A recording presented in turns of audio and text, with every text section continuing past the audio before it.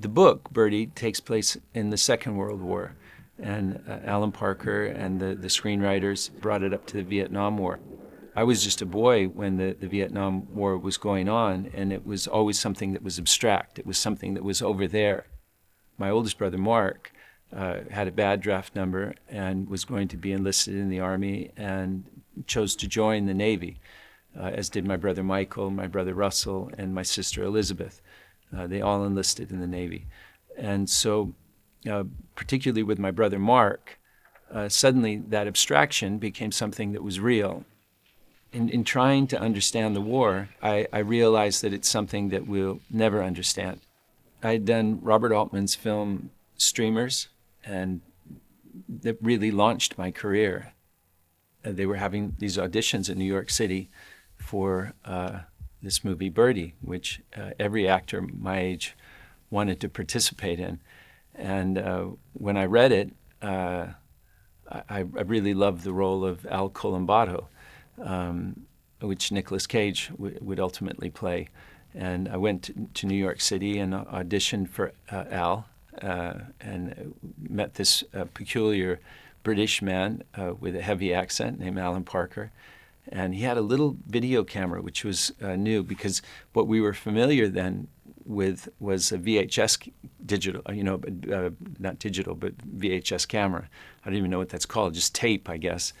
And Alan had this small camera, and while I was auditioning, he kept getting really close to me, and looking into my eyes, sometimes this close while you're auditioning. It was a little bit disconcerting.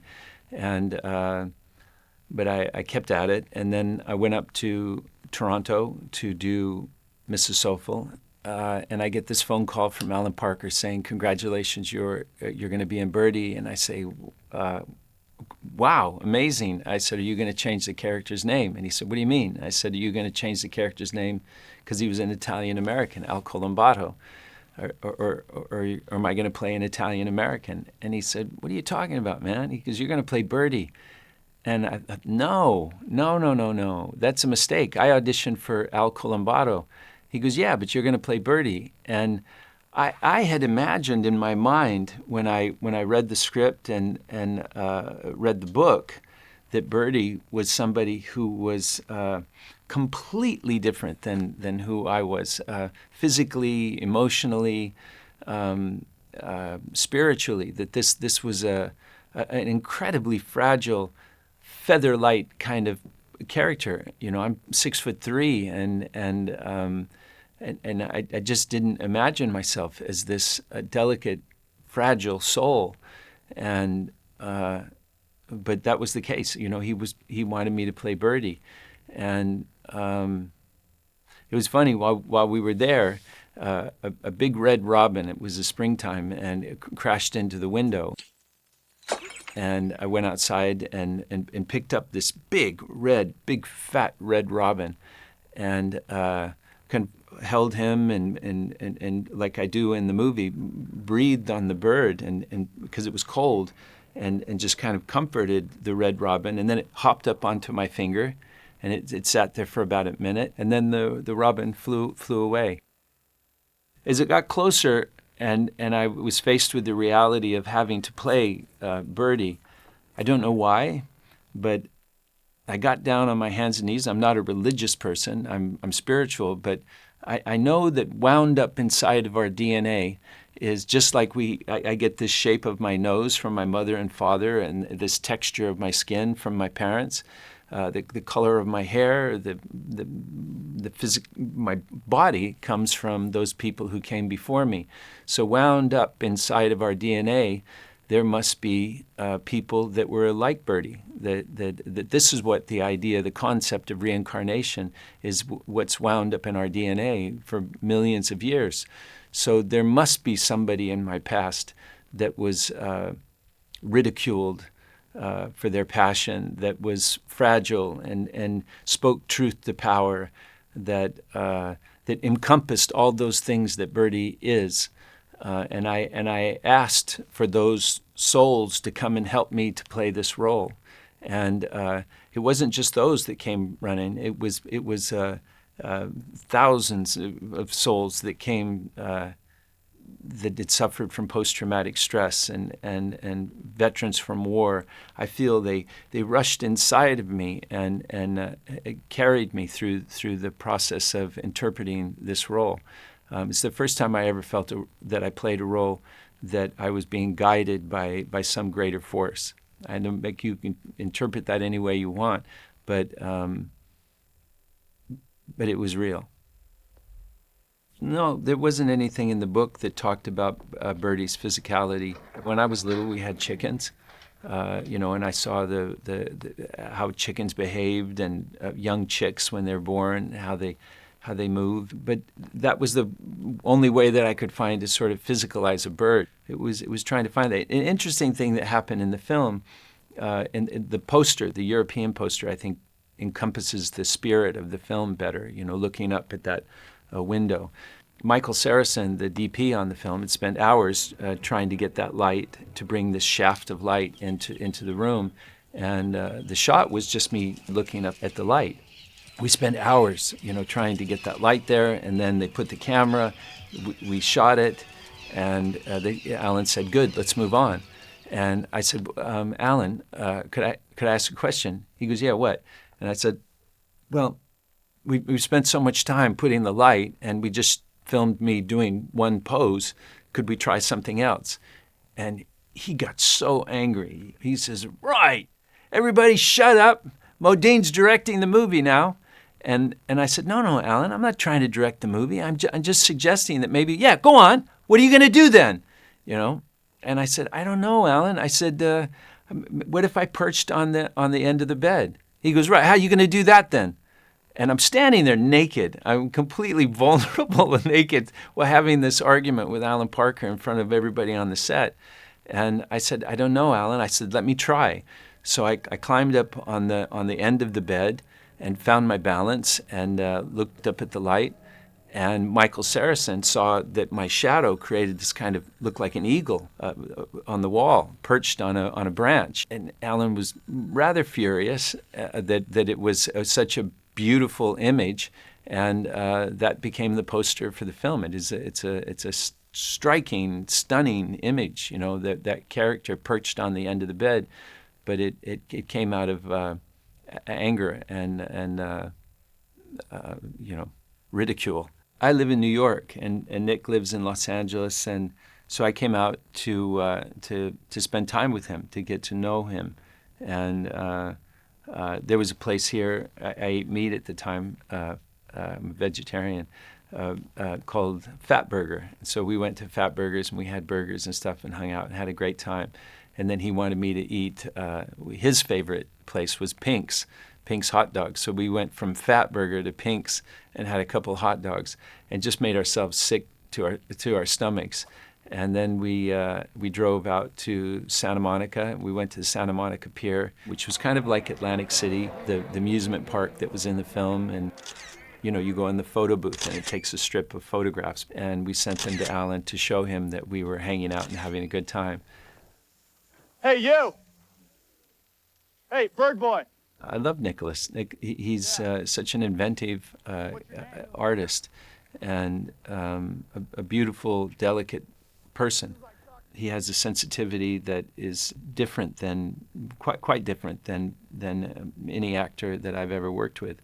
And his performance in Birdy is beautiful. The one question that I thought was peculiar was that he asked me on the first few days, "Are you one of those actors that tries to mess up another actor?" And I said, what do you mean, mess up the other actor? He goes, like when you're doing a scene and you're off camera, will you be somebody who is distracting or does your lines not the way that you would do them if you were in the scene? And I thought, oh my God, no, like who would do something like that? For me, it's always about the scene. How do you make the scene better? It's not a competition. It's we're scene partners. And I wondered who he'd worked with before that he'd experienced something like that. But Nick, in the film, Nick had baby teeth, the one that I'm missing right now from skateboarding. and so they. That's what I remember him saying, was that he had baby teeth and they had to come out anyway because he didn't have adult teeth behind the baby teeth. So he was always going to have to replace those teeth. And so he saw this as an opportunity to remove those teeth because of the head injury that he'd received in the story, and could simply use this opportunity to make his situation look more painful. Picasso didn't start painting Cubist paintings until he had mastered the art of figure drawing. It's as it goes later into a different period of time that he and so many abstract painters deconstructed painting. And I think that Nick Cage it deconstructs acting and performance art to create a Cubist kind of acting performance. I don't know how Alan Parker found Dolores. I loved that her name was Dolores because my mother's name is Dolores, and she was incredibly sweet, uncomfortable and awkward, which seemed perfect for the role. I think that every director that I've worked with, from Stanley Kubrick to Robert Altman to Alan Parker, has said that 90% of directing a movie is casting the right people in the roles, people that have a strong sense of an understanding of the character that they're playing, that they smell of the character a little bit. And she was extraordinary in the film. And George Buck was just such a loving father figure, and so kind. It was easy for me to love him and to go to him for advice, because he was somebody who had that inside of his DNA, that he was a loving, gentle person. There are a lot of people who thought that Al and Birdy were the same person, and where Al's got a bad relationship with his father, he's got a very domineering, mean father. That if Al and Birdy were the same person, that Al had a father figure in his imagination that, if these are one person, that would be very loving and like Birdy's father. And the same was true with the mothers. That his mother was terrified and was of her husband. Like a wife that was abused and beaten, and Birdy's mother was somebody who was strong and perhaps knew that Birdy had to get out of his room and get out into the world because he was deforming himself in a way by not being more social and going to dances and being a part of the world, that he'd closed himself up into this place that probably wasn't healthy. And so he wanted a mother that would push him out into the world. Birdy's bird, his favorite bird, is Perda.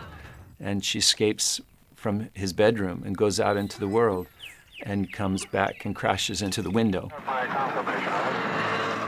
In a similar way, when he goes out into the world, when he leaves the cocoon of the world that he lives inside of his bedroom with his birds, when he goes to Vietnam and has that freedom of flying in the helicopter and then come crashing down to the earth, surrounded by so much horror and death and destruction, that he's very much like Perda, and come crashing into the window, that Birdy ends up in the hospital so broken.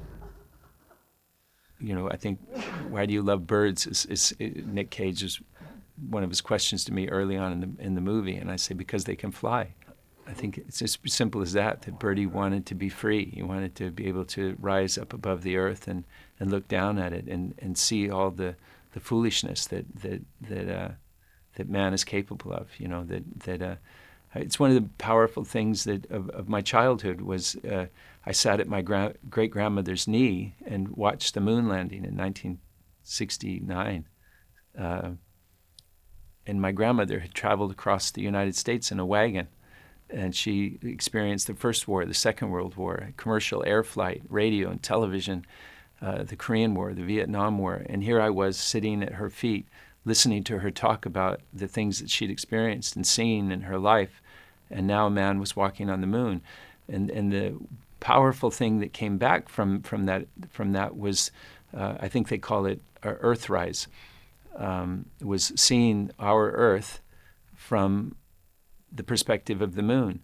That that like Carl Sagan talked about in his beautiful essay, A Mote of Dust, that everyone that's ever existed there on a mote of dust. It was an image that was taken from Voyager as it was leaving our solar system. They had to turn around and take a picture, and if you look carefully, you see a pale blue dot, and he says, that's us. Everyone that ever existed there on a mote of dust suspended in a sunbeam. Every conqueror, every warrior, every artist, every poet, that all of our fightings, all of our the wars that we fought for one piece of dirt on this little tiny speck magnifies our responsibility to be kind, to be forgiving, to work together to solve the problems that exist today in the world, economically, environmentally, politically. That it's foolish for us for any of us to think that we're better than the least of us. That any human being is more important than the smallest bacteria or fungus or microbe that lives in the earth. That this incredible food chain, this incredible diversity of life, this incredible linking of keystone species, that when you remove one of those keystones, how vulnerable the entire earth becomes. I say all this because these are the kind of things that I thought Birdy understood, that he understood the value of life and how everything was connected and necessary for the success of our species on the planet.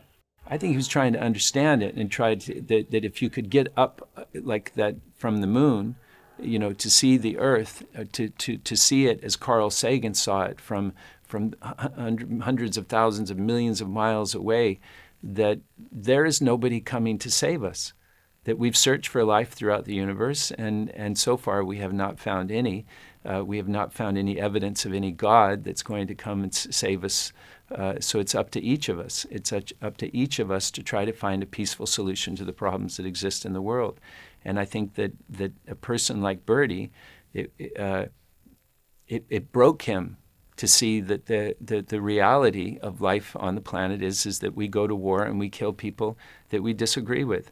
And or like the scene with Nick Cage's father when he sells a car that didn't belong to him. It wasn't about the money, it was the principle. How could you take something that didn't belong to you and sell it? I don't want the money, I want what was mine back. I thought that Alan Parker and I would remain friends forever. He offered me the role in Mississippi Burning that Willem Dafoe played. Ultimately, I didn't do the film, but I wish I had. And I'm sorry that Alan Parker doesn't continue to make films today. He told me it was because his editor had passed away. It's unfortunate because I think that Alan Parker is one of the greatest artists of his generation. Certainly the diversity of films from Bugsy Malone to Mississippi Burning to Midnight Express to Pink Floyd, The Wall to Evita to Birdy, the kind of movies that he's made, the breadth of them is extraordinary. He's an incredibly talented artist. It's so weird as an artist when you dream about doing something, when you dream about walking down a red carpet, when you dream about starring in a movie, and then suddenly your dreams become reality. When I was at the Cannes Film Festival, I sort of felt that my life was exceeding my dreams. And, I was talking to this man for a long time, and he was very sweet. And I asked him what he did on the movie. And he said, I did the music. And I said, oh my God, you're my voice in the film. You articulate everything that I don't say in the film. I give you half of my performance. I give you 50% of it. And his name was Peter Gabriel. I didn't know who Peter Gabriel was. I knew who Genesis was, but I didn't know that was the artist from Genesis. And then I found that out afterward. But I had this extraordinary friendship and relationship to this incredible artist at the Cannes Film Festival. And I'm so happy that I didn't know he was a guy from Genesis, because then I would have been, like a fan. But I met him as a human being, as an artist who worked on the film, and it was beautiful. During the Cannes Film Festival, our experience of making the movie kind of exploded, and it became something. Alan, he kept. Yeah, I don't know why, and people were begging him to stop talking about the French. That he was just dogging the French and saying that they think they invented cinema. They think they're so smart. The Cannes Film Festival thinks it's the best film festival in the world, And I don't know why he was so antagonistic to those people, but I remember the publicists around him telling him, please stop saying it, because they wanted to give him the Palme d'Or. Yeah, but Nick and Alan and I, it kind of. That beautiful relationship we had of working to create something amazing kind of got deconstructed and torn apart. And since then I've worked with Nick Cage. I did a small part in a movie. I was in Vancouver, and it was so lovely to see him. And he was so gentle and kind and generous. And that was lovely. And I've whenever I go to London, I try to track Alan Parker down and tell him how appreciative I am. I was doing a film in Ireland once, and I ran into him. He was doing research and looking at locations for Angela's Ashes, and I happened to be with John Hurt, who starred in Midnight Express. And Alan Parker walked into the bar that we were in, and he goes, "Oh, God, this is a director's nightmare to walk into a place to have a drink and run into two actors that you've worked with. They're going to probably ask me for a job." And we had, a few drinks together and had a laugh and talked about life. And Alan went up to his hotel room. We were in the same hotel. And he called me up and he said, "Matthew, I know that you've worked with Stanley Kubrick and Robert Altman, and they're really big, important directors, because generally things were written about Robert Altman and Stanley Kubrick, and Alan Parker was never part of that conversation." And he said, "Every once in a while, could you just say something about me, and talk about Birdy?" And it hurt me that I didn't talk about Birdy more. And the reason I didn't talk about Birdy for so long was not because I don't think it's one of the most amazing opportunities I've ever had as an actor, and it's a beautiful film. It was because I was frightened that people would think that that's who I was, that I was that fragile person. And in my personal life, we always want to be seen as somebody who's strong and assertive and a person of strength. Which, of course, Birdy encompasses those things. But I didn't talk about Birdy because it was the obvious answer, that Birdy is the greatest role that I've ever had. So when people would ask me, "What's your favorite movie?" I never said Birdy, because it is the one. It is my favorite movie.